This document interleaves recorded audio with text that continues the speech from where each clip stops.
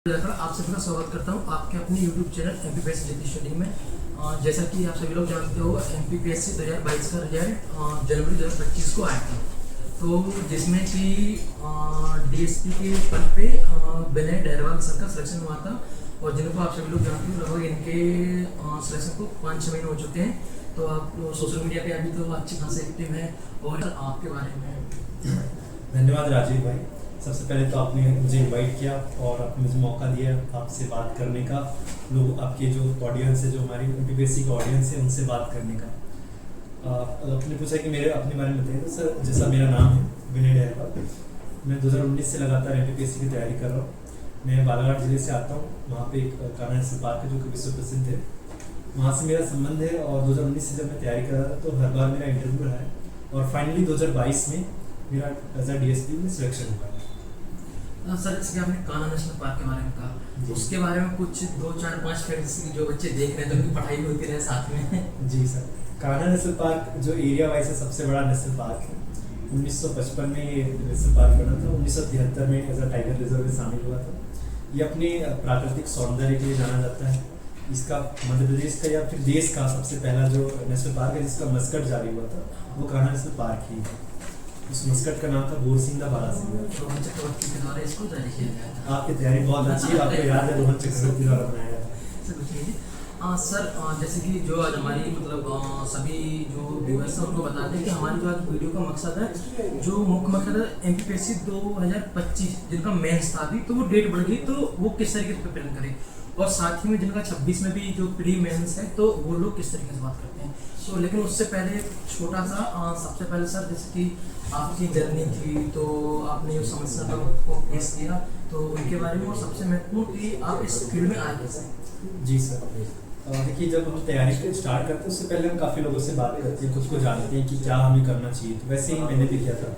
जब मैं कॉलेज में था, मेरा कॉलेज UIT RGP भोपाल में है, काफ़ी अच्छा कॉलेज है। तो वहाँ पर मैं सोच रहा था कि आगे क्या किया जा सकता है। तो बहुत विभिन्न ऑप्शन एक्सप्लोर करने के बाद जो मुझे लगा, वहाँ पे जैसे एक प्रोग्राम में चल रहा था रूरल आउटरीच प्रोग्राम, जिसमें हम क्या थे आसपास के गाँव में जाते थे। वहाँ पे जो समस्याएं, जो चुनौतियाँ गाँव वाले फेस करते थे, उनको हम प्रॉब्लम सॉल्व करने का प्रयास करते थे। इसी क्रम में मुझे लगा कि क्यों ना ये काम प्रोफेशनली किया जाना चाहिए।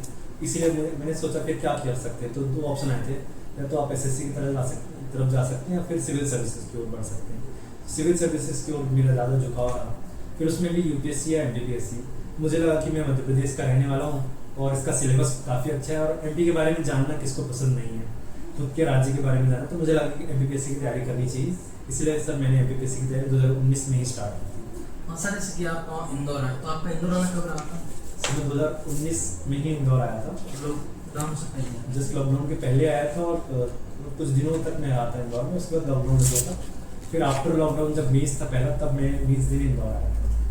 तो सर, जैसे कि आप इंदौर आए तो फिर आप, जैसे कि सभी लोग इंदौर आते हैं, तो सर आपका यहाँ पे आकर के कोचिंग कैसा, कहाँ से कोचिंग की, और उसके बारे में थोड़ा सा। जी सर, काफ़ी मेरे मन में काफ़ी संशय था कि कोचिंग करना चाहिए नहीं करना चाहिए। तो काफ़ी सीनियर के गाइडेंस में मुझे लगा कि कोचिंग कर लेनी चाहिए। तो मैंने कोचिंग में एडमिशन लिया, पर जब जैसे ही लॉकडाउन लगा तो कोचिंग बंद हो गई। फिर उन्होंने ऑनलाइन भी स्टार्ट किया था, काफ़ी अच्छा उनका प्रयास रहा, पर मैं उतना एक्टिव नहीं रह पाया। उसके बाद वापस से आया तो सिलेबस चेंज हो गया था, तो तब तक हमने पढ़ाई कर ली थी। तो मैं ओवरऑल जो कोचिंग थी वो काफ़ी लंबी चली। मैं उस पूरी जर्नी में मतलब कोचिंग नहीं जा पाया, ज़्यादातर दिनों तक कोचिंग नहीं जा पाया। फिर भी कोचिंग काफ़ी अच्छी रही, मतलब वहाँ से कुछ ना कुछ हेल्प जरूर मिली। और सर, यहाँ पे जैसे कि स्टार्टिंग में आते हैं तो आपके जीवन मतलब किस दोस्त या टीचर का, किन दोस्तों को टीचर बात करा आपके साथ? जी सर, मैं जब आया था तो सबसे पहले तो मैंने संदीप भाई से बात किया था कि इंदौर में कहाँ रहना है। तो सबसे पहले तो आके संदीप भाई से मिला था। उसके बाद फिर यहाँ पे बहुत सारे और भी दोस्त थे, उनसे और कुछ सीनियर्स थे, उनसे बात की। उन्होंने मुझे सजेस्ट किया कि कैसे रहना है, कैसे तैयारी करनी है। उसके बाद अपने तैयारी स्टार्ट की थी, और लकीली पहला जब अटेम्प्ट था उससे ही हर बार प्रिंट करना स्टार्ट हो गया, और हर बार मैं मीन्स देता रहा। उसके बाद भी ईश्वर की कृपा से, माता पिता के आशीर्वाद से हर बार मेरा मीन्स भी क्वालिफाई हुआ है। यहीं पे आपके टीचर, जैसे ये रहता है ना कि अगर आप सफल हुए तो आपकी लाइफ में टीचर का बहुत महत्व होता है, क्योंकि आपको गाइडेंस करता है। तो उस टीचर के बारे में। जी सर, जिसमें यहाँ पे आया था, जिस कोचिंग में मैं जा रहा था, तो लॉकडाउन के जब पहला मेंस होने वाला था, तो उसके पहले हमने टारगेट बैच ज्वाइन की थी आकर आईएएस में। वहाँ पे अमित सर थे, तो हमें जो भी प्रॉब्लम्स जो आती थी, क्योंकि बहुत कम समय हमारे पास बचा था, लगभग 1-1.5 महीने क्लासेस हम जा पाए थे, कोचिंग लगभग ना के बराबर हुई थी। 1.5 महीने की क्लासेस में हमें मेंस देना था, तो उसमें काफ़ी सारे हम चैलेंजेस फेस कर रहे थे। हमारे पास नोट्स नहीं है, हम टेस्ट सीरीज नहीं दे पा रहे हैं, तो ये सारी चीज़ें हम जब प्रॉब्लम डिस्कस करते थे अमित सर के साथ, तो उन्होंने काफ़ी हेल्प की थी। जैसे कि जब हम क्लास जा रहे थे तो कुछ ही दिन गए थे, पर हमारी जब क्लासेस जो स्टार्ट हुई थी वो 2 बजे से स्टार्ट होती थी, रात को 8 बजे तक चलती थी, और हमारे पास किसी चीज़ का एक्सेस नहीं था। तो सर ने कहा था कि हम टेस्ट सीरीज यहीं पे लगा देंगे, तो 8:30 या 9 बजे के आसपास रात में 9 बजे के आसपास टेस्ट स्टार्ट होते थे, 10:30 बजे तक रहते थे, और तब तक अमित सर वहीं रुके रहते थे। तो मुझे लगा कि कोई व्यक्ति इतना समर्पित हो सकता है, तो वहाँ पर मुझे बहुत प्रेरणा मिली उनसे, और मुझे लगा कि जितना ये मेहनत अपने प्रोफेशन मतलब टीचर के लिए करें, अगर उतनी ही मेहनत हम सिर्फ अपने ड्रीम के लिए करें तो सक्सेस हमें ज़रूर मिलेगी। तो वहाँ से मैं काफ़ी मोटिवेट हुआ। अमित सर को तो मैं बहुत मानता हूँ। अब जैसे कि भैया आपका लगभग 5 मिनट हो चुके हैं, तो अभी घर पे हमारी तरह ट्रीट किया जाता है, कुछ स्पेशली आप घर में कुछ भी बन जाओ, माता पिता के लिए आप वही रहने वाले हो जो पहले थे, ऐसा कुछ अंतर नहीं आने वाला है। हाँ, जब आप बाहर जाते हैं, समाज में जाते हैं, समाज का, तो वहाँ पे काफ़ी चेंजेस आपको देखने को मिलते हैं। जैसे मैं लास्ट टाइम गया था, तो जब सिलेक्शन के बाद तो वो एसडीएम सर से मिले थे, उन्होंने मुझे बुलाया था, और उन्होंने ये भी कहा था कि जो चीज़ें वो वहाँ पर चाहते हैं कि लोगों को अवेयर करना, वहाँ पर काफ़ी अच्छे काम कर रहे हैं। जैसे मेरी जो सब डिवीज़न है वो भैया आता है बालाघाट जिले में, वहाँ पर काफ़ी लाइब्रेरीज खोल रहे हैं, सिविल सेवा के लोगों को प्रोत्साहित कर रहे हैं। वो खुद एक आईएएस हैं, अर्पित गुप्ता सर। उन्होंने मुझसे कहा था कि मैं चाहता हूँ कि यहाँ पे भी लोग आगे बढ़े, और उन्होंने मुझसे ये भी कहा था कि जो आप जिन स्कूलों से पढ़े हो, आप सरकारी स्कूल से, मैं सारे सरकारी स्कूल से ही पढ़ा हूँ, तो बोल रहे कि मैं उन स्कूलों में गया हूँ, मैं सोच नहीं सकता कि वहाँ से कोई व्यक्ति क्वालिफाई कर सकता है एग्ज़ाम। तो मुझसे उन्होंने एक बात कहा था कि मैं चाहता हूँ कि आप जाकर यहाँ पर लोगों को मोटिवेट करें, क्योंकि मैं जब बोलता हूँ तो वो खुद को बोल रहे थे कि जब मैं बोलता हूँ तो मैं लोग मुझसे कनेक्ट नहीं कर पाते, क्योंकि मैं आईआईटी से पढ़ा हूँ। और बोल रहे कि आप यहीं के स्कूलों से, सरकारी स्कूल से पढ़े, और इन्हीं के जैसे आपके जो बच्चे हैं, तो आप अगर बातें करोगे तो ज़रूर यहाँ पे काफ़ी इम्पैक्ट पड़ेगा, और उसका इम्पैक्ट हमें देखने को भी मिला है। आज मुझे काफ़ी फ़ोन आते हैं, मैसेजेस आते हैं, वो बोलते हैं कि भैया जब से आपका रिजल्ट आया है तब से हमें काफ़ी बल मिला है कि हम भी तैयारी कर सकते हैं। तो वो काफ़ी अच्छी एक सेटिस्फैक्शन वाली फीलिंग्स होती हैं। आप नितिन सर के इंटरव्यू से आए थे, तो उसमें आप पहली बार मिले थे, पर मैं आपको बहुत अच्छे से जानता था, क्योंकि आप तो सेलिब्रिटी हो इस एरिया में। मैं 2020 से शायद मैं आपको जानता हूँ, आपका जो पेज में फॉलो कर रहा था बहुत पहले से ही, और बहुत बहुत धन्यवाद। उससे काफ़ी चीज़ें अवेयरनेस काफ़ी फैलती है, वहाँ से काफ़ी चीज़ें जानने को मिलती है। और जब कभी हम बोर हो जाते हैं पढ़ाई लिखाई से, तो वहाँ पे कुछ मीम्स भी देखने को मिलता है, काफ़ी अच्छा वो रिफ्रेशिंग मोमेंट होता है। तो सर आप जब अपना जो मेन मकसद है वीडियो पर, तो उस पर बात कर लेते हैं। तो सर सबसे पहले आप जो एमपीएससी जिनका मतलब ओवर देखें, जो 25, 26, 27 जो रेडी मतलब जो न्यू फ्रेशर्स आए, तो उनके लिए क्या कहना चाहिए, वो प्री के लिए किस तरीके से और मेंस के लिए किस तरीके से कहना चाहिए? बिल्कुल, प्री के लिए काफ़ी लोग मुझसे पूछते हैं कि आपने क्या किया ऐसा हर बार कि आपका प्रीलिम्स निकल गया। तो मैं हर बार लगभग मैं एक ही चीज़ बताता हूँ कि इसमें 80-20 का रूल है एमपीएससी में। एमपीएससी लगभग क्वेश्चन इस तरीके से डिज़ाइन करता है कि उसमें 60 क्वेश्चन काफ़ी आसान आते हैं जो इजीली डूएबल है, 20 क्वेश्चन मॉडरेट लेवल के होते हैं और 20 टफ होते हैं। उसमें से 10-12 तो एक्सट्रीमली टफ होते हैं, जो आप पीएससी में जब एग्जाम दे रहे हो तो पहली बार वो क्वेश्चन देख रहे होते हैं, पहली बार वो सुन रहे होते हैं। और हम में से ज़्यादातर लोग क्या गलती कर देते हैं कि हम उन्हीं 20 क्वेश्चन की तैयारी करने में जुट जाते हैं कि पिछली बार ऐसा आया था, जैसे 2020 में बहुत अंदर आया था। हर साल कुछ ना कुछ ऐसे बाउंसर्स आते हैं, कुछ ना कुछ ऐसे बाउंसर्स आते हैं और अपन बाउंसर्स की तैयारी करने लगते हैं। और इस चक्कर में जो हमारा बेसिक्स है, जिससे 60 और 80 क्वेश्चन आने वाले हैं, उसमें कहीं ना कहीं कोताही बरत देते हैं। और उसमें हमारा जो होता है कि वहाँ से कुछ ना कुछ सिली मिस्टेक्स हो जाती हैं, बहुत छोटी छोटी जो गलतियाँ वो हो जाती हैं, जिस कारण से हमारा प्री जो है 1-2 नंबर से रुक जाता है। तो हमें कोशिश करनी चाहिए कि जितने आसान क्वेश्चन हैं, जितने वो जैसे खासकर एमपी के क्वेश्चन हैं, वो एक भी गलत ना हो। और जब आप इतनी तैयारी कर ही रहे हैं तो 20 क्वेश्चन को कैसे टैकल करना है आप ये भी सीख जाते हैं। इसके साथ प्री में एक और चीज़ है कि हमारा जो एमपीएससी है उसने बहुत ही अच्छे तरीके से सिलेबस को डिफाइन करके रखा है। इतना अच्छा सिलेबस डिफाइन है कि वहीं से हर यूनिट 10 से 12 क्वेश्चन के आसपास, 8 से 12 क्वेश्चन के बीच में वेरी होते हैं। लगभग अगर मान ले तो हर यूनिट से 10 क्वेश्चन आते हैं। तो जब इतना सिलेबस ऑलरेडी डिफाइंड है तो सिलेबस से बाहर पढ़ने की आवश्यकता नहीं है। जितना सिलेबस में लिखा है उतना पढ़ना है, थोड़ा सा डेप्थ में जाना है। पर किसी भी टॉपिक पर पीएचडी करने की आवश्यकता नहीं है। उसके लिए जैसे थोड़ा पढ़ो आगे बढ़ो, एक और सिद्धांत है थोड़ा पढ़ो आगे बढ़ो, इसी सिद्धांत से आपको आगे बढ़ना चाहिए। सिलेबस को पूरा कवर कर लीजिए, पीवाई के पूरे देख लीजिए, खासकर 2019 से, और अगर आप देखना चाहते हैं 2014 से, 2019 से लेकर 2024 के जरूर देखने चाहिए। भैया जैसे कि जो मतलब थोड़ा सा मैं बात करना चाहता हूँ कि जो बार बार प्रीलिम दे चुके होते हैं, तो तब जैसे कि स्टार्टिंग में रहता है ना कि चलो प्री तैयारी करते हैं, प्री रेडी करते हैं, फिर तब अपन लोग एक आध दो प्री दे चुके होते हैं और नहीं होता है, फिर मेंस की प्रेफर करते हैं, मेंस देते हैं, तो फिर अपन को ऐसा क्यों, मतलब बाद में से कैसे लगता है कि यार मेंस अच्छा है तो प्री ऑटोमेटिक निकल जाएगा, तो इसमें क्या है मतलब? देखिए हमारा जो प्रीलिम्स का पेपर आता है ना, प्री और मेंस बहुत ज़्यादा अगर सिलेबस वाइज देखें तो अलग नहीं है। ज़्यादातर चीज़ें प्री की जो है वो सारी की सारी लगभग मेंस में है, मेंस में थोड़े से अलग टॉपिक भी हैं, पर मेरे ख्याल से अगर जितने 100 क्वेश्चन आ रहे हैं उसमें से 95 क्वेश्चन वो सेम टू सेम मेंस में भी आ सकते हैं, और मेंस के सिलेबस से डायरेक्ट क्वेश्चन कई बार प्री में आए। जैसे मुझे पता है 2019 में IT एक्ट का सन पूछे थे, और ये जो है ना IT एक्ट उस समय पे जो सिलेबस में था, सिलेबस में लिखा था IT एक्ट 2000, अगर आपने खाली सिलेबस पढ़ा होता तो भी बार क्वेश्चन हो जाता। ऐसी सिलेबस का मेंस का सिलेबस थोड़ा थोड़ा अगर आपको पता है, अच्छे से थोड़ा बहुत पढ़ा है, तो प्रीलिम्स में काफ़ी काम आएगा। और इसके अलावा एक और जो सवाल मुझसे पूछा जाता है कि काफ़ी लोगों का ये है कि पहले मेंस की तैयारी करनी चाहिए या पहले प्री की तैयारी करनी चाहिए। तो मुझे जो लगता है कि प्री के पहले आपका मेंस रेडी होना चाहिए। मतलब अब बहुत मुश्किल है, पहले ज़रूर हो गया था कि आप पहले प्री पढ़ लो, फिर जो गैप मिलेगा उसमें मेंस तैयार करना, पर अब इतना समय नहीं मिलता है, 2 महीने 4 महीने ही मिलते हैं, तो प्री के बाद मेंस तैयार करना बहुत मुश्किल है। बेटर है कि आप पहले मेंस, प्री के पहले जस्ट पहले मेंस रेडी कर लें, पर डे 1 से मेंस की तैयारी भी नहीं करनी। इसमें एक और भ्रांति फैल जाती है कि पहले मेंस की तैयारी करना है, इसका मतलब ये हो जाता है कि पहले मेंस तैयार कर लो बाद में प्री पढ़नी है।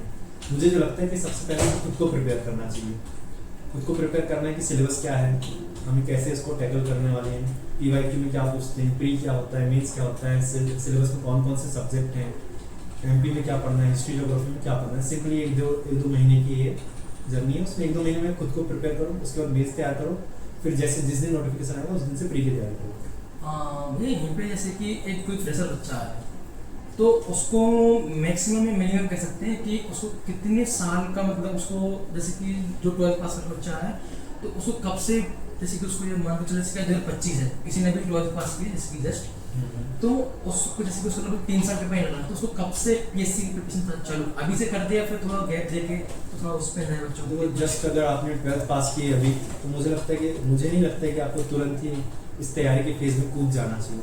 मुझे लगता है पहले आप कॉलेज जाओ, कॉलेज की लाइफ थोड़ी देखो, जीवन क्या होता है समझो, दोस्त बनाओ, घूमो फिरो, पर इसमें बहुत ज़्यादा इंडल्ज नहीं हो जाना है।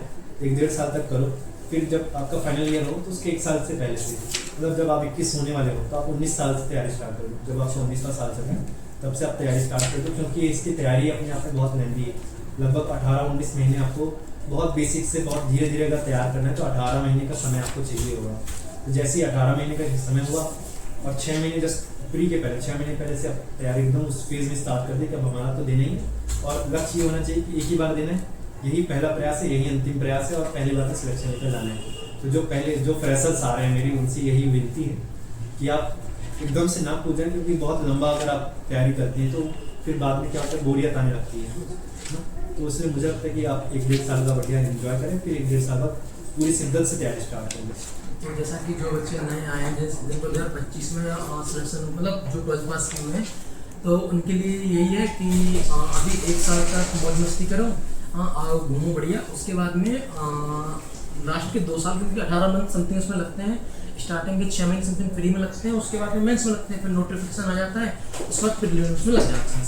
हाँ, तो सर के द्वारा ये कहा गया है नए बच्चों के लिए। और सर यहीं पे जैसे कि बात करते हैं, जैसे कि अभी जैसे 2025 के बाद जो मेन वीडियो है तो उसमें थोड़ा सा कि 2025 जो अभी जैसे कि आयोग के द्वारा किन्हीं कारण उसके लिए ये बढ़ा दिया गया है जो पेपर है, तो वो बच्चे अब किस तरीके से करें? जैसे कि अभी तो अनिश्चित काल के लिए बढ़ा दिया गया है, उसने कहा कि अब तक होगा तो पता नहीं, तो लगभग 2-3 महीने के बाद अंतराल 2 महीने मान लेते हैं, तो बच्चे जो अब किस तरीके से प्रेफर करें? इसमें 2 टाइप के एस्पिरेंट है, एक जिनकी तैयारी बहुत अच्छी थी वो हतोत्साहित हो रहे हैं, जिनकी तैयारी अच्छी नहीं थी वो उत्साहित हो रहे हैं कि चलो समय मिल गया।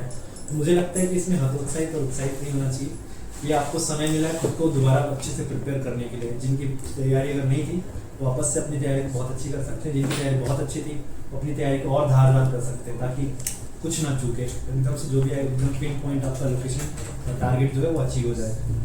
तो मुझे जो लगता है कि अब क्या करना चाहिए, अगर इस सिचुएशन में मैं होता, और जैसे कि आप स्पेस में होते कि आपका आप तो पथ पे हो लेकिन नहीं हो पाता और टाइम मिलता तो आप क्या करते? अगर इस सिचुएशन में मैं होता तो मैं ये करता कि अभी तक जितने टॉपिक थे, क्योंकि शेड्यूल था एग्ज़ाम, तो एक बार तो मैं थोड़े दिन पहले पढ़ा है, मतलब कि जून में ही शेड्यूल था मेरे ख्याल से, तो वहाँ तक तो हमारी तैयारी चली रही थी। अब इतनी तैयारी में मुझे ये समझ में आता है, जब तक मैंने टेस्ट दिए हैं, खुद को देखा है, परखा है, तो मुझे ये समझ में आता है कि मैं किन क्षेत्र में कमज़ोर हूँ, कौन से सब्जेक्ट मेरे वीक रह गए हैं, कहाँ पर मुझे नोट्स बनाने की आवश्यकता है, कहाँ मुझे दोबारा अच्छे से रिवीजन करने की आवश्यकता है। जैसे मुझे खुद को पता है कि मैं बायो में थोड़ा कमज़ोर हूँ, तो इस फेज़ में मैं बायो को एक बार और अच्छे से पढ़ लेता, इकोनॉमी के डेटा अच्छे से रिवाइज कर लेता, हिस्ट्री में बहुत अच्छे से एक बार और प्रिपेयर कर लेता। तो यही है, दोबारा अच्छे से रिवीजन करना है, जिसके नोट्स आपके नहीं हैं उस नोट्स को बहुत अच्छे से एक बार कंफर्म कर लेना कि अब नोट्स नहीं चेंज करने हैं। इस फेज में आप एकदम कंफर्म हो जाओ 1-2 हफ्ते में कि ये नोट्स एकदम हमारे 100% यही है, अब मीन्स तक नोट्स नहीं चेंज करेंगे, उन्हीं नोट्स पर रिलाय करेंगे। कुछ और एक्स्ट्रा चीज़ें मिलती हैं, खासकर अगर आप जहाँ टेस्ट देने जाते हैं वहाँ के आंसर की भी कुछ फैक्ट मिले तो उनको अपने नोट्स में ऐड करना है, ना कि नोट्स ही चेंज कर देना है। तो कई बार क्या होता है कि हम नोट्स दूसरे लेकर आते हैं, फिर उसे पढ़ते हैं, फिर पढ़ते पढ़ते समझ में आता है कि पहले वाले अच्छे थे, फिर उसको छोड़ दिया। ऐसे में आपकी एनर्जी भी जा रहा है, रिसोर्सेज भी जा रहे हैं और टाइम भी जा रहा है। इन सब से बचने के लिए आपको उन्हीं नोट्स को दोबारा अच्छे से पढ़ना चाहिए। और जैसे कि नोट्स की बात करती है तो अभी से जो टाइम मिला है तो उसमें बच्चों को शॉर्ट नोट्स बनाना चाहिए कि जो है पहले से या फिर जो बने बनाए मिल रहे हैं मार्केट में मतलब आजकल, तो उनसे, क्योंकि कुछ लोग होते हैं मकान तो आज करते नहीं, देखो यार कुछ लोग होते हैं कि आज करते हैं, कल करते हैं, परसों करते हैं, लेकिन वो धीरे धीरे नहीं कर पाते, तो उनके लिए नोट्स बनाना कि वो प्रॉपर तरीके से वही से। देखो वो ह्यूमन टेंडेंसी है, जैसे हमें समय मिलता है थोड़ा सा रिलैक्स होते हैं, सबका सभी होते हैं, सब रिलैक्स होते हैं और थोड़ा बहुत ऐसे एंजॉय करने का मन करने लगता है। मुझे जो लगता है कि आपका ये समय खुद को रेट्रोस्पेक्ट करने का है। दूसरी बात जो शॉर्ट नोट्स की, तो शॉर्ट नोट्स को लेके बहुत अलग 2 टाइप की बातें चल रही हैं। कुछ लोगों को मानना है कि शॉर्ट नोट्स बनाने की आवश्यकता है ही नहीं, और कुछ लोगों का मानना है कि बिना शॉर्ट नोट्स के आपका सिलेक्शन होगा ही नहीं। तो ये आपको ही तय करना पड़ेगा। जैसे मैंने जो किया था, मेरे पास स्टैंडर्ड बुक भी है, कोचिंग के नोट्स भी है, शॉर्ट नोट्स भी थे, और मैंने कुछ इंटरनेट से, जैसे विजन आइज की मैगजीन है उससे भी मैंने कुछ अपडेट किया था। तो वो चारों चीज़ें हैं। तो मैंने इसका कॉम्बिनेशन बनाया था। कुछ एक सब्जेक्ट है जहाँ मुझे लगा कि मैं स्टैंडर्ड बुक पढ़ के ही अपना काम चला लूँगा, उसके नोट्स बनाने की आवश्यकता नहीं, उसके नहीं बनाए। कुछ एक टॉपिक थे जिसमें कोचिंग के नोट्स बहुत अच्छे थे, तो मैंने उसको सिर्फ कोचिंग के नोट्स से पढ़ा। कुछ एक टॉपिक थे जिनमें लगा कि वो खुद से तैयार करने चाहिए, खुद से प्रिपेयर करने चाहिए, तो मैंने इंटरनेट की सहायता से, चैट जीपीटी की सहायता से उसको प्रिपेयर कर रखा है। और कुछ एक टॉपिक है जिनमें मुझे लगा कि थोड़ा सा और अच्छा डेटा चाहिए, तो विजनाइज की मैगजीन से मैंने उस पर डेटा पर कवर करने का ट्राई किया है। तो रही बात तो फिर शॉर्ट नोट्स की, फिर जैसे कि मैंने जितनी बातें की उससे कोई आंसर नहीं निकला ना, शॉर्ट नोट्स बनाना चाहिए कि नहीं बनाना चाहिए। तो मुझे इसमें ये समझ में आया है, जो मैंने किया था ये समझ में आया कि शॉर्ट नोट्स ऐसे हों जो आपके काम के आए ना, एकदम से पूरे नोट्स बनाने की आवश्यकता नहीं। इसमें मैं क्या करता था कि एक बुकलेट बना ली, एक कॉपी है, उसमें पहला पेपर पूरा आ जाएगा, दूसरी कॉपी में दूसरा पेपर पूरा आ जाएगा, उसमें सिर्फ वही डेटा रहता था, वही फैक्ट रहते थे जिसमें मैं बार बार भूल रहा हूँ, और कुछ एक आंसर ऐसे लिख के रखे थे जो पाने की पूरी संभावना है। यहीं पे बात करता हूँ एमपीपीएससी में इकोनॉमिक सर्वे की। तो आप इकोनॉमिक सर्वे का जैसे कि एक 2020 में कुछ आंसर आया था कि नवीकरण ऊर्जा के लिए, तो कुछ बच्चे कहते हैं कि हम लोग मन से लिख के आए थे, तो इसका आपने जैसे आपका सिलेक्शन हुआ तो इसको आप किस तरीके से हैंडल करते थे? जी बिल्कुल, इकोनॉमिक सर्वे एमपीपीएससी के एग्जाम में बहुत इंपॉर्टेंट रिसोर्सेज है।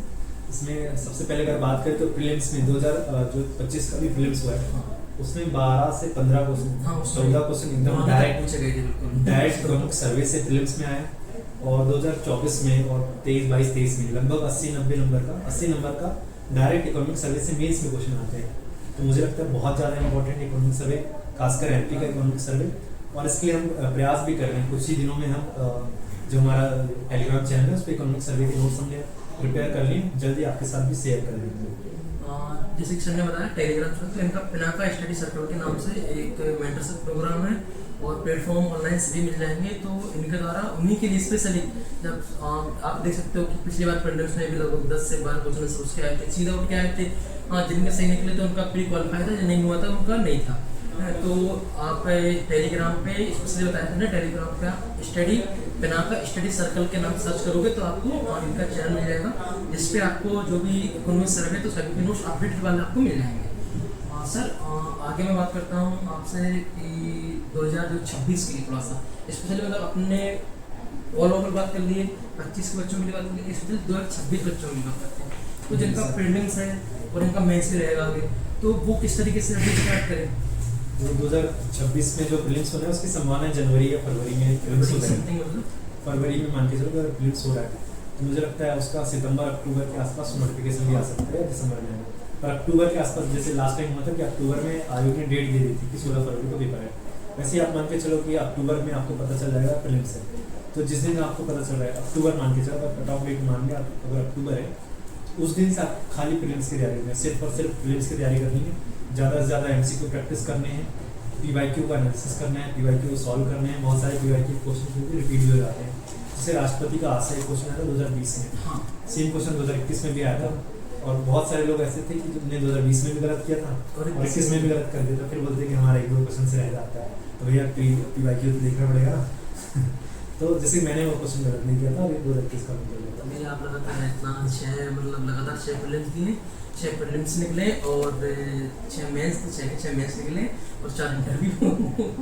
जी, तो जो मैं कह रहा था कि प्री की आपको तैयारी करनी है, उससे पहले अभी हमारे पास अक्टूबर तक का समय है, 4-5 महीने अभी भी अक्टूबर के लिए, तो 5 महीने और इससे पहले भी जब आप तैयारी कर रहे हो तो मुझे लगता है कि आप मेंस की तैयारी कर रहे थे, अगर नहीं कर रहे थे तो अभी आप 5 महीने फुल्ली फ्लेजेंटली आप मेंस की तैयारी करें।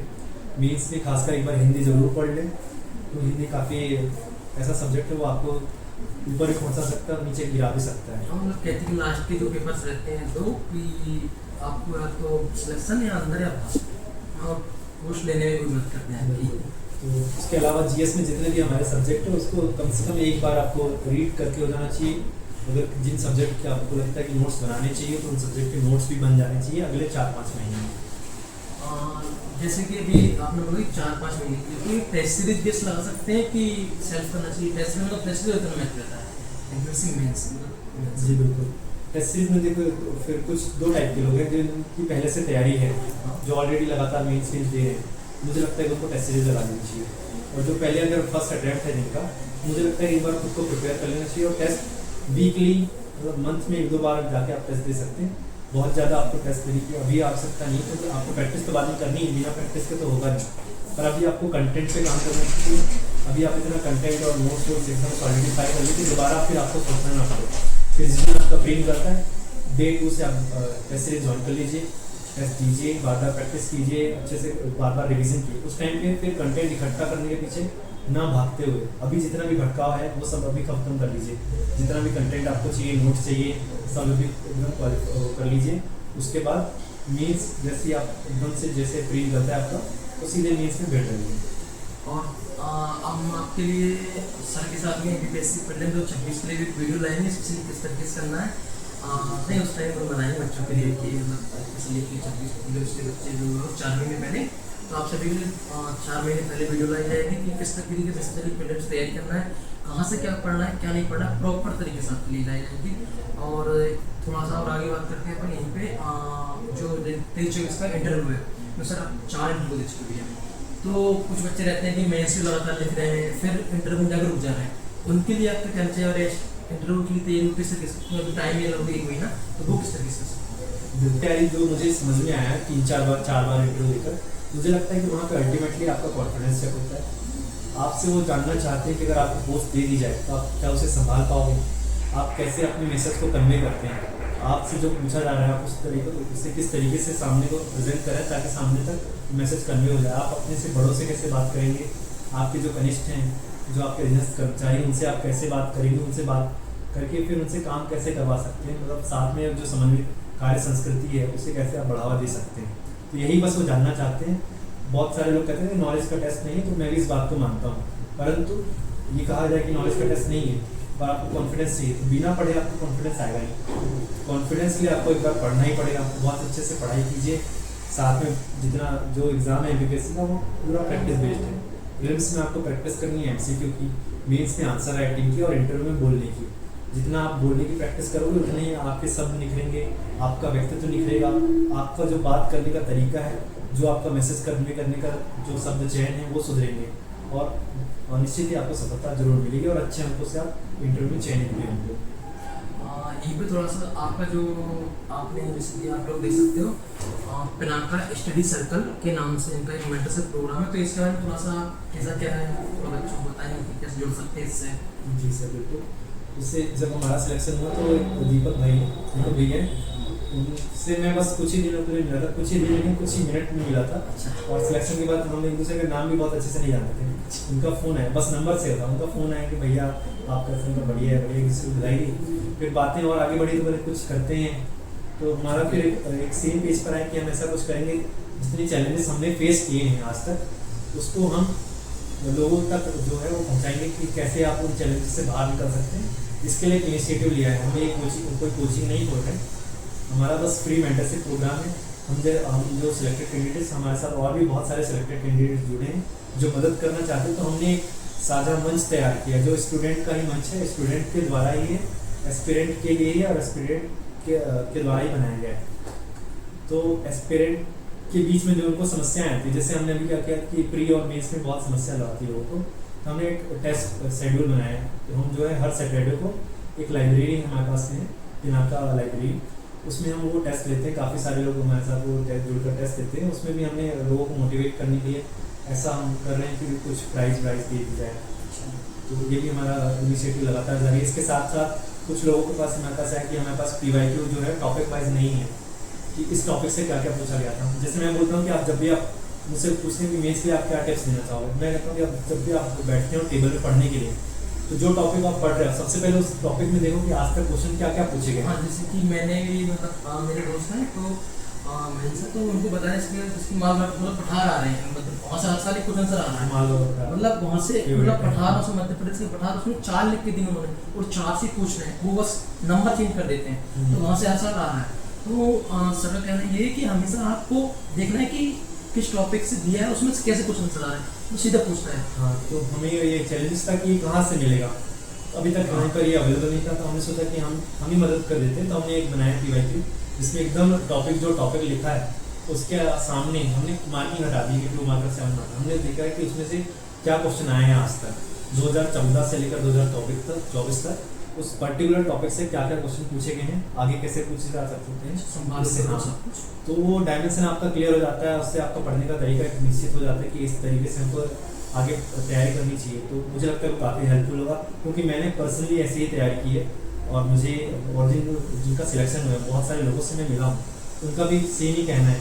मतलब कुछ चीज़ें लगभग सब एस्पिरेंट में सेम है कि जब भी वो पढ़ते थे तो PYQ जरूर देखते थे, वो देखते थे कि उस टॉपिक से क्या क्या आया है। तो हम ये कर रहे हैं। इसके अलावा कुछ लोगों का कहना था कि कुछ एक टॉपिक्स हैं जिसके पर्टिकुलर जो है किसी यूनिट का नोट्स नहीं, सिर्फ एक टॉपिक का नोट्स अच्छा नहीं है और MPPSC उसमें काफ़ी डेप्थ में जाके पूछता है। तो हमने भी उस समस्या को भी सुलझाने का प्रयास किया। जैसे जनजातीय व्यक्तित्व के नोट्स हम बना रहे हैं, बन चुके हैं। इसके अलावा नदी जोड़ो अभियान, ये क्वेश्चन आया था, राष्ट्रीय जल नीति, इससे क्वेश्चन लगातार आ रहे हैं और आने की पूरी प्रबल संभावना है। तो उसके हम आंसर लिख के प्रोवाइड करा रहे हैं। सर ये है तो इन्हें प्रिपरेशन स्टार्ट की, तो ये आपसे कुछ पूछना चाहते हैं तो उनके लिए थोड़ा सा बता दीजिए। आपको कुछ सवाल हो तो। Hello sir. Hello ma'am. Sir ये मेरा 2025 जो है वो तीसरा मेंस है और 23-24 मेरा हुआ नहीं है और मुझे मतलब पेपर 6 में भी काफ़ी प्रॉब्लम आ रही है, तो पेपर 6 के बारे में आप बता सकते हैं? जी बिल्कुल। जो 6वां पेपर उसमें 2 चीज़ें, एक ऐसे हैं 2 ऐसे हैं, एक बड़ा है 1000 शब्दों का, एक 500 शब्दों का। इसके साथ में 2 प्रारूप लिखने को हम लिखते हैं। प्रारूप का तो सिंपल है, जो हमारे गवर्नमेंट की वेबसाइट्स रहती हैं उसमें बहुत सारे लेटर्स डले रहते हैं। अगर उनका अवलोकन करेंगे तो बहुत छोटी छोटी सी बारीकियाँ रहती हैं। अल्पविराम कहाँ लगेगा, कार्यालय का नाम कहाँ लिखा रहेगा, जब आप भवदी या प्रार्थना लिखते हैं उसके बाद जो नाम लिखा रहता है उसमें कोष्ठक लगता है। ये सारी चीज़ें आप माइन्यूट जो डिटेल्स है वो गवर्नमेंट की जो वेबसाइट्स हैं उसमें सर्कुलर जारी होते हैं, या आप वहाँ से देख सकते हैं बहुत अच्छे से। साथ में किसी के नोट्स आप प्रेफर कर सकते हैं। इसके अलावा 6वें पेपर में जो ऐसे आते हैं, तो जो बड़े टॉपिक हैं उसके लिए तो लगभग 43 टॉपिक हैं जो दिए जा चुके हैं। उसमें से कुछ थीम्स अगर आप देखेंगे तो रिपीटेड थीम्स है, जैसे शिक्षा, साहित्य, संस्कृति, अंतरिक्ष। अगर ये सारी चीज़ें अगर ये टॉपिक निकालें तो हम कम से कम 8-10 टॉपिक हो जाएंगे। इन 10 टॉपिक से एक जो टॉपिक वो आने की संभावना लगभग 70-80% है। तो मुझे लगता है कि वो 8-10 टॉपिक हमें बहुत अच्छे से प्रिपेयर कर लेने चाहिए। वो 8-10 टॉपिक पर जो भी निबंध आता है हम उससे बहुत अच्छे से तैयार करके रख सकते हैं ऑलरेडी। इसके अलावा जो सेकंड निबंध है वो हमेशा आता है करंट अफेयर में। करंट अफेयर में जो घटनाएं बहुत लंबे समय तक लगातार रहती है, जैसे 2020 में आया था रशिया यूक्रेन पर। 2020 का मेन जब हुआ था तो रशिया यूक्रेन वॉर स्टार्ट ही हुई थी, तब उस पर निबंध आया था। और उसी साल OTT पर काफ़ी बातें चल रही थी, तो OTT पर निबंध आया था। जैसे इस साल जो है भारत पाकिस्तान पर काफ़ी लंबे समय से चर्चा में है।